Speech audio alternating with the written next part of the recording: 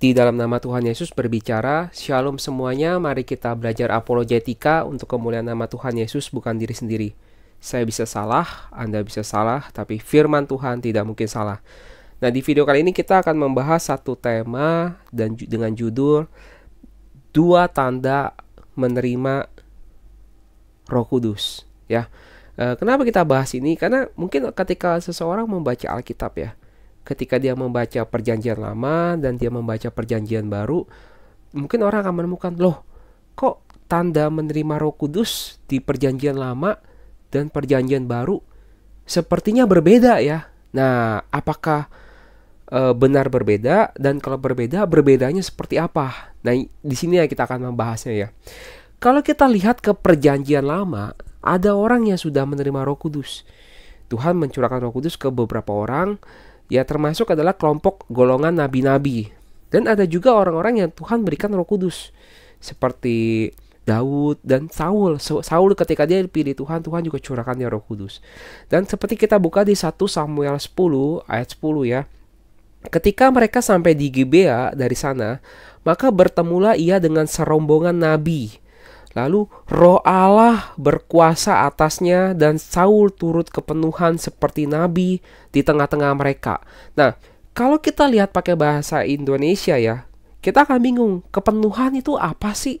Tapi kalau kita melihat menggunakan bahasa Inggris umpama, maka kita akan menemukan kata kepenuhan di sini adalah profesi atau artinya bernubuat.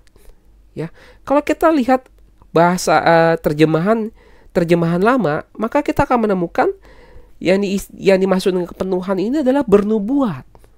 Ya, mungkin di bahasa Indonesia dikatakan kepenuhan, tapi lebih tepat adalah bernubuat. Kenapa bernubuat? Karena bernubuat ini adalah berbicara dengan kuasa Roh Tuhan, berbicara dengan bahasa yang dimengerti dan dengan kuasa Roh Tuhan. Ya, berbicara speak under inspiration, ya berbicara dengan kuasa Tuhan. Maka kuasa karunia bernubuat ini dekat dengan nabi-nabi. Kenapa dekat dengan nabi-nabi? Karena dari asal katanya saja sudah dekat. Bernubuat ini dari asal katanya nabah, dari kata navi. Nabi itu navi ya. Dari kata berhubungan dengan kata nabi. Bernubuat ini berdekatan dengan nabi. Karunia kenabian lah bernubuat ini. Dan semua orang yang mengenalnya dari dahulu melihat dengan heran bahwa ia bernubuat bersama-sama dengan nabi-nabi itu. Lalu berkatalah orang banyak yang satu kepada yang lain, apakah gerangan yang terjadi dengan anak Kis itu? Apa Saul juga termasuk golongan nabi? Jadi kita bisa melihat dari catatan Alkitab ini di perjanjian lama, kelompok nabi-nabi ini diidentifikasi dengan satu ciri khas. Mereka menerima Roh Kudus dan Roh Allah, dan mereka bisa bernubuat. Ya, Tuhan memakai mereka dengan karunia untuk bernubuat. Ini kalau kita melihat dari Alkitab perjanjian lama ya. Tapi kalau kita melihat ke Alkitab perjanjian baru, di sana bukan hanya dikatakan dicurahkan Roh Kudus, tapi juga dikatakan dibaptis dengan Roh Kudus. Seperti kita buka di Kisah Para Rasul 1 ayat 4 ya. Pada suatu hari ketika ia makan bersama-sama dengan mereka, ia sini adalah Tuhan Yesus, ia melarang mereka meninggalkan Yerusalem dan menyuruh mereka tinggal di situ, menantikan janji Bapa. Yang demikian katanya telah kamu dengar daripadaku, sebab Yohanes membaptis dengan air, tetapi tidak lama lagi kamu akan dibaptis dengan Roh Kudus. Jadi Tuhan Yesus bisa berkuasa membaptis dengan Roh Kudus. Jadi kita bisa melihat di perjanjian baru ini, pencurahan Roh Kudus bukan hanya dikatakan pencurahan Roh Kudus, tetapi dikatakan baptisan Roh Kudus. Ya. Nah, kalau kita melihat ya, bagaimana peristiwa baptisan Roh Kudus ini terjadi? Kalau kita buka pada saat peristiwa Pentakosta, Kisah Rasul 2 ayat keempat, ya, maka penuhlah mereka dengan Roh Kudus, lalu mereka mulai berkata-kata dengan dalam bahasa-bahasa lain seperti yang diberikan oleh Roh itu kepada mereka untuk mengatakannya. Tapi kalau kita lihat ya, kalau dalam bahasa Inggris ya lebih jelas, and they were all filled with the Holy Spirit and began to speak with other tongue. Jadi berbicara dengan lidah yang lain. Jadi sebenarnya kita bisa memahami apa yang terjadi dalam Kisah Para Rasul ini adalah mereka berbicara dalam bahasa lidah. Tetapi bisa dimengerti oleh orang-orang, sekumpulan orang itu, sehingga kuping telinga mereka dibukakan sehingga mereka mendengar bahasa lidah seperti bahasa asal mereka. Dan sebagian orang yang tidak mengerti, telinganya tidak dibukakan, mereka hanya mendengar para rasul berbicara dalam bahasa lidah dan mereka mengira ini seperti mabuk anggur. Tapi di sini kita bisa melihat para rasul dan para murid-murid itu berbicara dengan bahasa lidah, with another tongue. Kenapa dikatakan another tongue ini bahasa lidah? Karena di ayat-ayat Alkitab yang lain, bahasa roh itu dikatakan adalah bahasa lidah, berbahasa lidah, ya. Nah, kalau kita melihat ya tanda-tanda ciri-ciri orang yang menerima Roh Kudus menurut Kisah Para Rasul. Kalau kita buka ke Kisah Para Rasul 19 ya, ayat ke-6. Ya, Kisah Para Rasul 19 ayat 6. Dan ketika Paulus menumpangkan tangan ke atas mereka, turunlah Roh Kudus ke atas mereka dan mulailah mereka berkata-kata dalam bahasa roh atau bahasa lidah dan bernubuat. Jadi kalau kita melihat Perjanjian Baru, ternyata kedua tanda itu bisa ada. Bisa menerima karunia berbahasa roh dan bernubuat. Jadi meskipun bernubuat ini adalah tanda di Perjanjian Lama, di Perjanjian Baru pun bisa terjadi karunia bernubuat, ya. Dan juga karunia berbahasa roh itu menjadi sesuatu yang basic. Maka kalau kita lihat lagi, kita meneliti Alkitab lagi, kalau kita buka Kisah Para Rasul 10 ayat 44, Kisah Para Rasul 10 ayat 44, ketika Petrus sedang berkata demikian, turunlah Roh Kudus ke atas semua orang yang mendengarkan pemberitaan itu. Dan semua orang percaya dari golongan bersunat yang menyertai Petrus tercengang-cengang karena melihat bahwa karunia Roh Kudus dicurahkan ke atas bangsa-bangsa lain juga. Sebab mereka mendengar orang-orang itu berkata-kata dalam bahasa roh dan memuliakan Allah. Ya, apa maksud dari perkataan ini ya, penjelasan ini ya? Ya, bahwa tanda menerima Roh Kudus.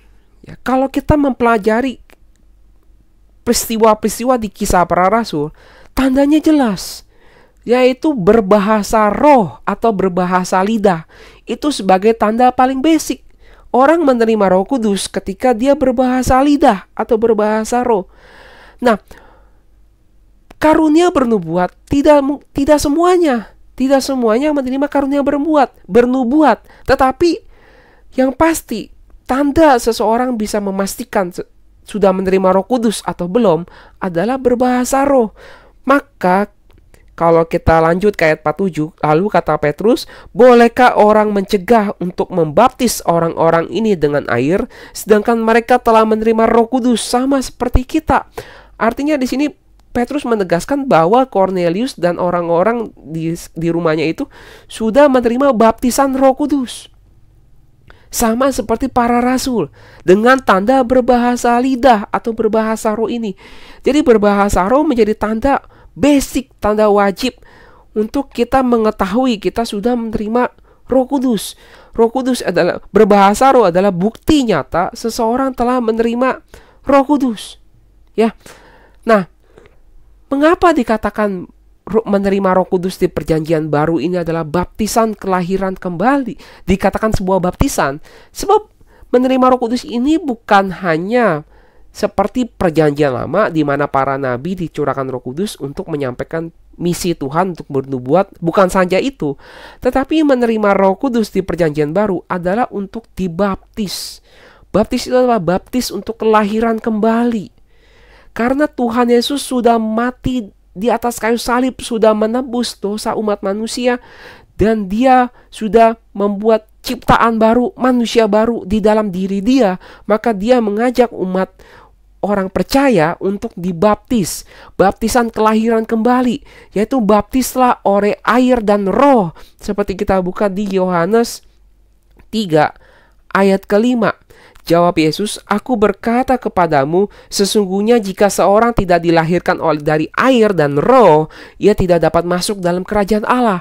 Jadi, menerima Roh Kudus, menerima baptisan Roh Kudus dengan tanda berbahasa lidah atau berbahasa roh, itu adalah tanda kita lahir oleh roh. Lahir oleh roh, artinya apa? Kita menjadi anak-anak Allah. Nah, bagaimana kita bisa memahami itu? Maka kita buka ya ke Roma 8 ayat 14. Di Roma 8 ayat 14 dikatakan semua orang yang dipimpin Roh Allah adalah anak Allah. Ayat 15, sebab kamu tidak menerima roh perbudakan yang membuat kamu menjadi takut lagi, tetapi kamu telah menerima roh yang menjadikan kamu anak Allah. Oleh roh itu kita berseru, ya Aba, ya Bapa. Ya, roh itu bersaksi bersama-sama dengan roh kita bahwa kita adalah anak-anak Allah. Nah, untuk bisa lahir baru, baptisan kelahiran kembali, lahir oleh roh, maka kita harus berseru. Kita harus berseru, ya Aba, ya Bapa. Dan berseru itu melalui Roh Kudus yang dicurahkan kepada kita. Bersama-sama dengan roh kita bersama-sama berseru, ya Aba, ya Bapa. Nah, bagaimana kita bisa berseru, ya Aba, ya Bapa bersama dengan Roh Kudus? Tentu saja hal ini hanya dapat dilakukan di dalam roh. Karena ini adalah dunia roh, bukan dunia yang kita bisa ketemu langsung dan kita bisa berkomunikasi secara langsung dengan roh kudus itu. Tentu saja ini hanya dapat dilakukan kalau kita sudah dapat melakukan berdoa di dalam roh. Hanya oleh karena kita bisa berdoa di dalam roh, barulah kita bisa mengucapkan ya Aba, ya Bapa itu. Berdoa bersaksi bersama-sama dengan Roh Kudus. Nah, bagaimana kita bisa berdoa di dalam roh?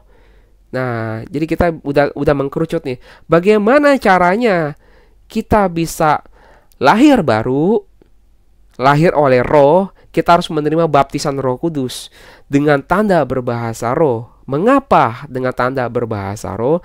Sebab kita butuh mengaku dengan roh kita butuh mengaku bersama-sama dengan Roh Kudus bahwa kita adalah anak-anak Allah, ya Aba, ya Bapa. Untuk bisa mengaku bahwa kita adalah anak-anak Allah, kita butuh berdoa di dalam roh. Karena mulut fisik kita tidak bisa. Kita butuh berdoa di dalam roh. Nah, bagaimana orang bisa berdoa di dalam roh? Harusnya berdoa di dalam karunia lidah, berbahasa lidah. Seperti kita buka di 1 Korintus 14 ayat ke-14. Ya, 1 Korintus 14 ayat ke-14. Sebab jika aku berdoa dengan bahasa roh atau bahasa lidah, ya, maka rohku yang berdoa, tetapi akal budiku tidak turut berdoa. Ya, dikatakan if I pray in an unknown tongue, dengan lidah asing, my spirit prays, rohku yang berdoa. Jadi cara kita untuk bisa berdoa dalam roh, kita harus berdoa dengan bahasa roh, dengan bahasa lidah. Kita harus bisa berdoa dengan bahasa lidah supaya kita bisa berdoa dengan dalam roh kita. Maka ketika kita berdoa di dalam roh kita bisa berseru, ya Aba, ya Bapa. Meskipun akal budi kita tidak turut berdoa, apa yang kita doakan itu semua di dalam roh. Sedangkan akal budi kita tidak bisa menjangkau hal itu semua di dalam roh. Jadi apa yang harus kuperbuat? Aku akan berdoa dengan rohku, tetapi aku akan berdoa juga dengan akal budiku. Aku akan bernyanyi dan memuji dengan rohku, tetapi aku akan bernyanyi dan memuji juga dengan akal budiku. Ini adalah suatu karunia yang bisa dilakukan kalau seseorang sudah menerima Roh Kudus.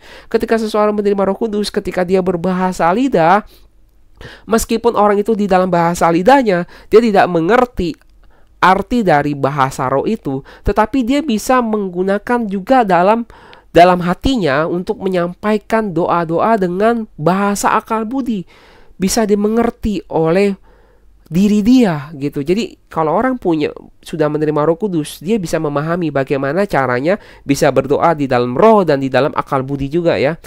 Aku akan bernyanyi dan memuji dengan rohku, tetapi aku akan bernyanyi dan memuji juga dengan akal budiku, ya. Ayat 16, sebab jika engkau mengucap syukur dengan rohmu saja, bagaimanakah orang biasa yang hadir sebagai pendengar dapat mengatakan amin atas pengucapan syukurmu? Bukankah ia tidak tahu apa yang engkau katakan? Jadi di sini dikatakan jelas bahwa bahasa roh itu tidak dimengerti baik oleh orang yang menggunakannya, juga baik orang yang mendengarnya. Jadi kita bisa memahami kisah para rasul itu juga adalah bahasa lidah. Kenapa orang-orang di sana dan dari berbagai daerah bisa mengerti? Karena saat itu karunia mengartikan, karunia menafsirkan bahasa roh juga dibukakan, sehingga telinga-telinga mereka dibukakan sehingga mereka mendengar arti dari bahasa roh itu, gitu ya. Nah, kita butuh berdoa di dalam Roh Kudus. Di dalam roh kita berdoa supaya kita bisa berseru ya Aba ya Bapa. Maka ada sebagian orang mengatakan ya, dia tidak perlu untuk berdoa di dalam Roh Kudus. Buat apa dia tidak perlu berdoa dalam bahasa roh, karena bagi dia bahasa roh tidak ada guna. Dan itu dikatakan oleh orang yang punya titel seorang pendeta. Maka itu hal yang menganehkan, suatu hal yang ganjil, aneh. Kalau seorang pendeta sudah baca Alkitab, harusnya mengerti pentingnya berbahasa roh. Karena dikatakan lagi ya, Kasih Korintus 14 ayat 2, siapa yang berkata-kata dengan bahasa roh tidak berkata-kata kepada manusia, tetapi kepada Allah. Sebab tidak ada seorang pun yang mengerti bahasanya. Oleh roh ia mengucapkan hal-hal yang rahasia. Tetapi siapa yang bernubuat, ia berkata-kata kepada manusia, ia membangun, menasihati, dan menghibur. Nah, disinilah kita dapat pengertian apa fungsi dari bernubuat dan apa fungsi dari berbahasa lidah, ya, berbahasa roh. Kalau bernubuat seperti yang dianugerahkan kepada para nabi-nabi dahulu, itu digunakan untuk membangun orang lain, menasihati, membangun, dan menghibur. Ya, jadi perkataan itu ditujukan kepada orang lain dengan bahasa yang dimengerti oleh manusia. Ya, itu adalah karunia bernubuat untuk membangun orang. Maka para nabi diutus Tuhan untuk memberitakan nubuat Tuhan, untuk membangun jemaat saat itu, ya, membangun umat saat itu. Yang untuk menasehati, untuk menghibur. Jadi untuk membangun orang lain, ya. Tetapi karunia Roh Kudus yang berbahasa roh ini, ya, untuk yang katakan baptisan kelahiran kembali, kita butuh untuk membangun diri kita sendiri, ya. Ayat 4, siapa yang berkata-kata dengan bahasa roh, ia membangun dirinya sendiri. Tetapi siapa yang berbuat, ia membangun jemaat. Jadi untuk membangun diri sendiri, perlukah kita di masa sekarang perlu membangun diri kita sendiri? Apakah ini hanya berlaku untuk bagi zaman para rasul? Tentu saja masih berlaku sampai zaman sekarang. Kita butuh untuk membangun diri kita sendiri. Kan kita juga butuh untuk mengucapkan di dalam roh kita. Ketika kita berdoa, kita harus berseru ya Aba ya Bapa. Itu hanya bisa dilakukan ketika kita berdoa di dalam roh. Ya, ketika kita berdoa di dalam roh melalui doa berbahasa roh. Itu bisa dipahami ya. Nah, mungkin ada orang berkata, oh, bahasa roh sudah berhenti. Nah, pertanyaannya adalah, jika bahasa roh di dalam sejarah gereja berhenti, kenapa sampai Tuhan berhentikan? Ada apa ya? Ada apa yang salah? Apa yang salah? Bukan Tuhan yang salah. Apakah manusia berbuat kesalahan sehingga Tuhan menghentikan pencurahan Roh Kudus? Kita sebagai umat Kristen harusnya introspeksi. Apakah manusia saat itu, ya, melakukan dosa yang Tuhan murkai? Contoh, kalau kita lihat perjanjian lama, Tuhan murka sama penyembahan berhala. Apakah manusia kembali membangkitkan penyembahan berhala di dalam gereja? Saya tidak menuduh, ini untuk introspeksi diri.